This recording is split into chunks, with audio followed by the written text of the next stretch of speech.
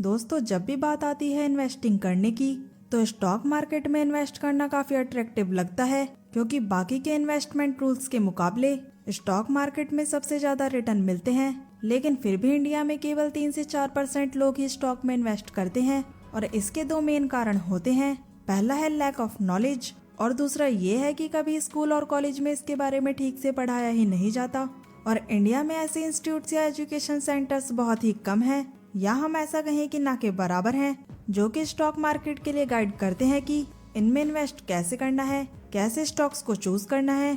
इसीलिए इंडिया की maximum population को स्टॉक पर ट्रस्ट ही नहीं होता और साथ ही कई सारे लोग ऐसे भी हैं जिन्होंने स्टॉक मार्केट में अपना पैसा खोया है। और दोस्तों, इसीलिए इन लोगों ने नेगेटिव ही फैला रखी है कि स्टॉक मार्केट रिस्की है, ये सट्टेबाजी है, यहाँ पैसा नहीं डालना चाहिए।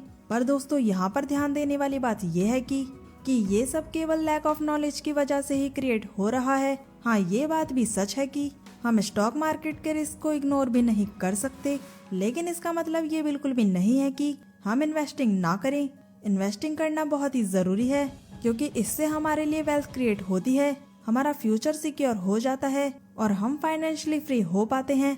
दोस्तों, स्टॉक मार्केट में इन्वेस्ट करना तभी रिस्की होता है जब आप इसे बिना सीखे और बिना किसी रिसर्च के इन्वेस्ट करते हो। पर अगर आप सीख कर कंपनी को अच्छे से रिसर्च और एनालाइज करके इन्वेस्ट करते हो तो तब आपके पैसों पर रिस्क काफी हद तक मिनिमाइज हो सकता है और लॉन्ग टर्म में आपको काफी अट्रैक्टिव रिटर्न्स भी मिलते हैं। और दोस्तों, इसीलिए आज की इस वीडियो में मैं आपके साथ सौरभ मुखर्जी की लिखी हुई बुक कॉफी कैन इन्वेस्टिंग के कुछ ऐसे इंपॉर्टेंट लेसन शेयर करूंगी जिससे कि आप लो रिस्क पर ज्यादा रिटर्न्स कमा सकते हैं। इस बुक की हेल्प से हम इस बात को समझेंगे कि कैसे हम ट्रेडिशनल इन्वेस्टिंग स्टाइल के अलावा स्टॉक्स में इन्वेस्ट करके भी अट्रैक्टिव रिटर्न अचीव कैसे कर सकते हैं। तो आइए दोस्तों, शुरू करते हैं। दोस्तों, जब आज के जमाने की तरह पहले कोई डिजिटल चीज ही नहीं थी तो स्टॉक मार्केट में लिस्टेड कंपनियों को शेयर्स इन्वेस्टर्स को फिजिकल फॉर्म में ही मिलते थे, जिन्हें शेयर सर्टिफिकेट्स भी कहा जाता था। सालों पहले अमेरिका में जब लोग स्टॉक मार्केट में इन्वेस्ट करते थे तो उन्हें शेयर सर्टिफिकेट दिए जाते थे, जिसे वो एक कॉफी कैन में रख देते थे और बाद में वो उन्हें भूल जाते थे कि उन्होंने कोई शेयर भी खरीदा है। और फिर कई सालों के बाद जब वो अपनी पुरानी कॉफी कैन चेक करते थे तो उन्हें वही पुराने शेयर्स मिल जाते थे, जिन्हें बेचने के बाद उन्हें अच्छा खासा प्रॉफिट भी होता था। और फिर वो ऐसा सोचते कि अगर उन्होंने अपने शेयर को पहले ही बेच दिया होता तो आज उन्हें जितना प्रॉफिट हुआ है पहले बेचने से इतना प्रॉफिट होता ही नहीं। उन्हें अपने शेयर्स बेच के प्रॉफिट केवल इसीलिए होता क्योंकि वो अपने शेयर सर्टिफिकेट्स को कॉफी कैन में रखकर भूल जाते थे। उन्होंने इन्वेस्ट भी किया तो इस buy and forget investing approach को ऑब्जर्व करते हुए रॉबर्ट किर्बी, जो कि उस समय पोर्टफोलियो मैनेजर थे, उन्होंने इसे कॉफी कैन इन्वेस्टिंग का नाम दिया है। और इसी चीज से इंस्पायर होकर सौरभ मुखर्जी ने अपनी किताब का नाम कॉफी कैन इन्वेस्टिंग रख दिया। स्टॉक मार्केट में इन्वेस्ट करने से पहले लोगों के मन में दो मुख्य सवाल होते हैं। पहला, मुझे कौन सा स्टॉक खरीदना चाहिए, और दूसरा, खरीदे गए स्टॉक को कब तक रखना चाहिए। और लोग इसके सॉल्यूशन के लिए सीखने की वजह न्यूज देखकर या फिर अपने दोस्तों की टिप लेकर इन्वेस्ट करते हैं, जो कि बिल्कुल भी सही नहीं है। क्योंकि ऐसा हो सकता है कि न्यूज में जो एंकर आपको जिस स्टॉक के बारे में खरीदने को कह रहा है वो उसने खुद ही इस स्टॉक में हैव लीक किया हो, इसीलिए वो आपको उस स्टॉक को खरीदने के बारे में रेकमेंडेशन दे रहा है, ताकि जब मैक्सिमम लोग स्टॉक को खरीदते हैं तो डिमांड बढ़ने की वजह से इस स्टॉक का प्राइस भी बढ़ जाएगा और इसी समय वो न्यूज एंकर अपने शेयर्स को बेचकर प्रॉफिट बुक कर लेगा और आप फंस जाओगे। क्योंकि जब भी कोई हैमली किसी स्टॉक को सेल करता है तो उसका प्राइस नीचे गिर जाता है और उसे पंप एंड डंप स्कीम कहते हैं, जिसका यूज आज तक काफी सारे न्यूज एंकर ने किया है और इससे आपको बचकर रहना है। इस बुक के ऑथर हमें ये सजेस्ट करते हैं कि कभी भी स्टॉक मार्केट में इन्वेस्ट करने से पहले हमें अपने ऑब्जेक्टिव्स को क्लियर करना चाहिए और इसी के अकॉर्डिंग ही हमें इन्वेस्टमेंट प्लान सेट करना चाहिए। जैसे कि अगर आपको रियल एस्टेट में इन्वेस्ट करना है तो आपके पास ह्यूज कैपिटल होनी चाहिए। पर स्टॉक्स में इन्वेस्ट करना आप 500 या 1000 रुपए से भी स्टार्ट कर सकते हैं और SIP के थ्रू भी आप अच्छी खासी वेल्थ बना सकते हो।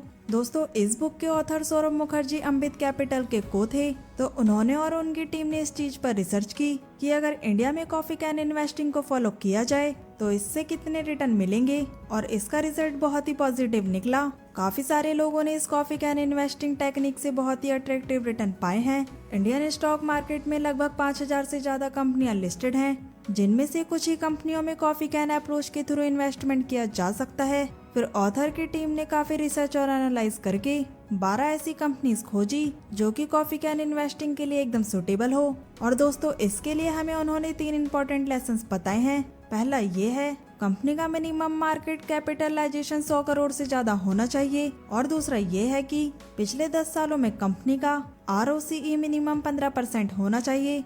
तीसरा ये है कि पिछले 10 सालों में कंपनी का रेवेन्यू ग्रोथ मिनिमम 10% होना चाहिए। ऑथर के अकॉर्डिंग अगर आप किसी कॉफी कैन पोर्टफोलियो को मिनिमम 3 साल के लिए होल्ड करते हो तो 95% चांसेस है कि आपको पॉजिटिव रिटर्न मिलेंगे। और अगर आप इसे 5 सालों तक के लिए होल्ड कर लेते हो तो 95% चांसेस हैं कि आपको 9% से ज्यादा के रिटर्न मिलेंगे। और ऐसा इसलिए होता है क्योंकि जब आप बहुत शॉर्ट टर्म के लिए जैसे कि 1 साल से कम किसी अच्छे स्टॉक में इन्वेस्टेड रहते हो तो मार्केट के उतार चढ़ाव के कारण आपको अच्छे रिटर्न्स ही नहीं मिलते हैं और ना ही आपको कंपाउंडिंग का बेनिफिट मिलता है। पर लॉन्ग टर्म के लिए इन्वेस्टेड रहने की वजह से किसी भी अच्छी कंपनी का शेयर प्राइस बढ़ ही जाता है और जिसका फायदा अल्टीमेटली आपको ही होता है। इस बुक के माध्यम से ऑथर हमें ये भी सिखाते हैं कि हमें कभी भी स्मॉल कैप कंपनियों को इग्नोर नहीं करना चाहिए क्योंकि पिछले 10 सालों में स्मॉल कैप कंपनीज में लार्ज कैप कंपनीज को आउट परफॉर्म किया है क्योंकि एक फंडामेंटली और financially strong small cap companies के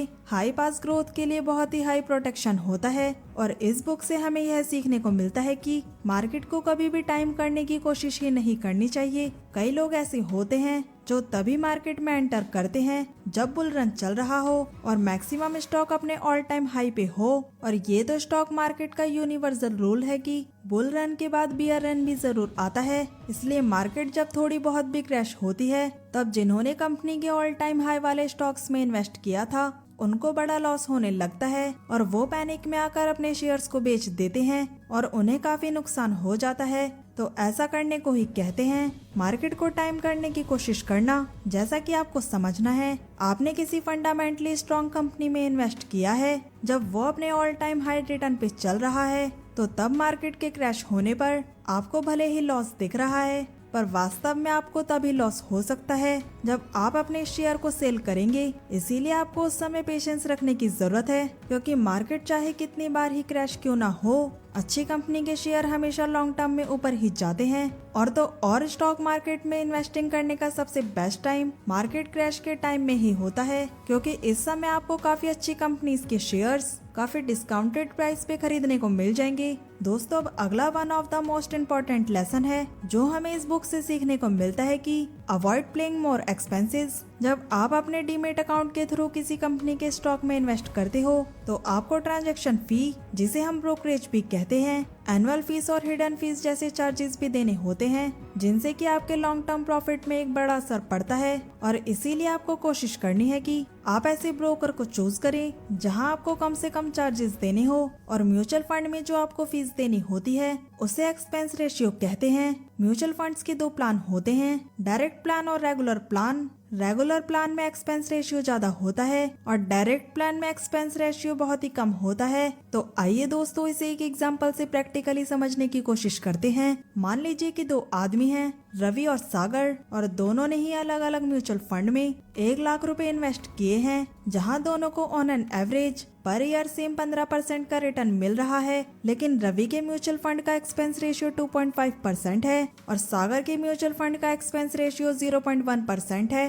अब हो सकता है कि आप ये बोलो कि ये तो बहुत ही कम परसेंटेज का एक्सपेंस रेशियो में डिफरेंस है। तो आइए दोस्तों अब ये देखते हैं कि लॉन्ग टर्म में इनके इन्वेस्टमेंट वैल्यू पर कितना डिफरेंस पड़ता है। तो 40 साल के बाद रवि के म्यूचुअल फंड में इन्वेस्टमेंट वैल्यू जिसका एक्सपेंस रेशियो 2.5% था वो है अब 1.1% करोड़, जबकि सागर के म्यूचुअल फंड में इन्वेस्टमेंट वैल्यू है जिसका एक्सपेंस रेशियो 0.1% था वो है 2.6 करोड़ टू 1.5 करोड़। तो दोस्तों ये डिफरेंस एक्सपेंस रेशियो के कारण ही आया है। तो दोस्तों अब तो आप भी समझ गए होंगे कि इन्वेस्टमेंट में एक्सपेंस भी मैटर करता है। तो दोस्तों इस बुक में और भी कई सारे ऐसे इंपॉर्टेंट लेसन्स बताए गए हैं जिसे सीखकर आप और भी स्मार्टली इन्वेस्टमेंट डिसीजन ले सकते हो। दोस्तों उम्मीद करती हूँ आपको इस वीडियो से काफी वैल्यू मिली होगी। अगर आपको कुछ डाउट है तो आप कमेंट करके पूछ सकते हैं। वीडियो पसंद आई हो तो वीडियो को लाइक करें, अपने दोस्तों के साथ शेयर करें और चैनल को सब्सक्राइब करना ना भूलें। सो मिलते हैं नेक्स्ट वीडियो में।